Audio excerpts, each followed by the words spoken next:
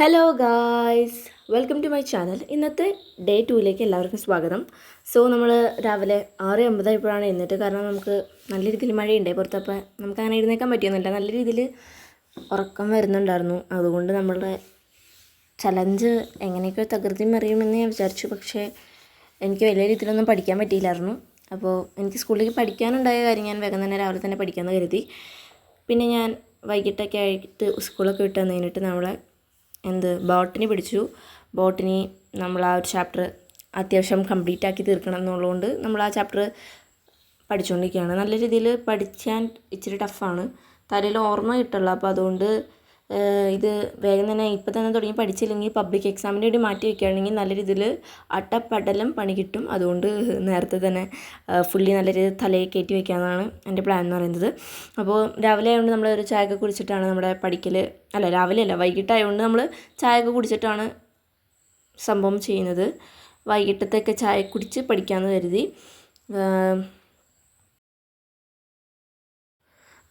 ഞാൻ പഠിക്കാൻ കയറിയപ്പോഴേക്കും ഏകദേശം 8 മണി കഴിഞ്ഞിട്ടുണ്ടായിരുന്നു.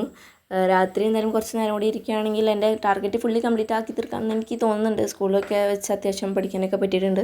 അത്യാവശ്യം എന്നല്ല, അങ്ങനെ വലിയവരായിട്ടൊന്നും പഠിക്കാൻ പറ്റില്ല, ഇച്ചിരിയൊക്കെ എന്തെങ്കിലുമൊക്കെ പഠിക്കാൻ പറ്റിയിട്ടുണ്ട്.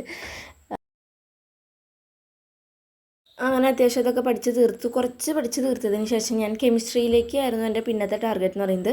അപ്പോൾ കെമിസ്ട്രിയും ഇതുപോലെ തന്നെ പഠിക്കാമെന്ന് കരുതി. ചാപ്റ്റർ 4 ആണ് പഠിച്ചുകൊണ്ടിരിക്കുന്നത്. ഡൈപോൾ മൊമെൻ്റ് എന്ന് പറഞ്ഞ ചാപ്റ്റർ, ഡൈപോൾ മൊമെൻ്റ് എന്ന് പറഞ്ഞ ഭാഗമാണ് പഠിക്കുന്നത്. അപ്പം അങ്ങനെ ഓരോ ഭാഗങ്ങളായിട്ട് ഇങ്ങനെ പഠിച്ചുകൊണ്ടിരിക്കുകയാണ്. അതുപോലെ തന്നെ ഇത് ഞാൻ വെറുതെ ആദ്യം ടു ഡു ലിസ്റ്റ് ഉണ്ടാക്കാൻ വേണ്ടി ഇത് ചെയ്തതാണ്. പക്ഷേ ടു ഡു ലിസ്റ്റിന് പകരം അതിൽ ഓരോരോ ഇക്വേഷൻസ് മാത്രമാണ് എഴുതിയത്. ലാസ്റ്റ് ഞാൻ വിചാരിച്ചു അത് പഠിക്കാൻ വേണ്ടി ഇതിലെന്തെങ്കിലുമൊക്കെ ചെറിയ രീതിയിലുള്ള ചെറിയ കണക്കുകളൊക്കെ ഉണ്ടെങ്കിൽ അങ്ങനെ ചെയ്ത് പഠിക്കാൻ വേണ്ടിയിട്ട് ഈ ബുക്ക് ഉപയോഗിക്കാമെന്ന് കരുതി. അപ്പോഴേക്കും ഏകദേശം സമയമൊക്കെ ആയിട്ടുണ്ടായിരുന്നു. അതുകൊണ്ട് ഞാൻ വിചാരിച്ചു ബ്രേക്കൊക്കെ എടുക്കാമെന്ന് വിചാരിച്ചു. പിന്നെ വിചാരിച്ചു വേണ്ട, ഇതൊന്നും ആയിട്ടില്ല, അതുകൊണ്ട് ഇത് പഠിച്ച് തീർക്കാമെന്ന് തന്നെ ഞാൻ വിചാരിച്ചു. അങ്ങനെ ഇത് അത്യാവശ്യം നല്ല രീതിയിൽ പാടാണ് ഈ ചാപ്റ്റർ, എപ്പോഴത്തെ പോലെ തന്നെ. അതുകൊണ്ട് തന്നെ നല്ല രീതിയിൽ ടൈം എടുത്തിട്ടാണ് ഈ ഒരു ഭാഗം ഞാൻ പഠിച്ചു തീർത്തത്. പിന്നെ ഞാനത് കഴിഞ്ഞിട്ട് നമ്മളുടെ ഫിസിക്സ് പഠിക്കാനായിട്ട് പോയി. ഫിസിക്സ് കുറേയധികം കാണാണ്ട് പഠിക്കാനുണ്ട്, കുറേയധികം മനസ്സിലാക്കി പഠിക്കാനുണ്ട്. അതുകൂടാതെ കുറേ ഡെറിവേഷൻസ്, ക്വസ്റ്റ്യൻസ്, എല്ലാ കാര്യങ്ങളും ഉണ്ട്. അപ്പോൾ അതുകൊണ്ട് അതും ഇതുപോലെ തന്നെ ചെയ്ത് തന്നെ പഠിക്കണം. അപ്പോൾ ചെയ്ത് തന്നെ പഠിക്കാനുള്ളത് ചെയ്ത് തന്നെ പഠിക്കണം. ഇത് ഞാൻ ഷാർപ്പ്നർ വെച്ച് കൂട്ടി അണിക്കുന്നതല്ല, ഫ്രിക്ഷൻ ഉണ്ടായിരുന്നു. അപ്പോൾ ആ ഒരു ഫ്രിക്ഷനെ ഞാൻ തന്നെ എന്നെ പഠിപ്പിച്ച് മനസ്സിലാക്കി കൊടുത്തതാണ്. അപ്പോൾ അതാണ് ഞാൻ കുറച്ച് എക്സ്പെരിമെൻ്റൊക്കെ പോലെയാണ്, എക്സ്പെരിമെൻ്റൽ എക്സാമ്പിളൊക്കെ വെച്ചിട്ടാണ് ഞാൻ പഠിക്കുന്നത്.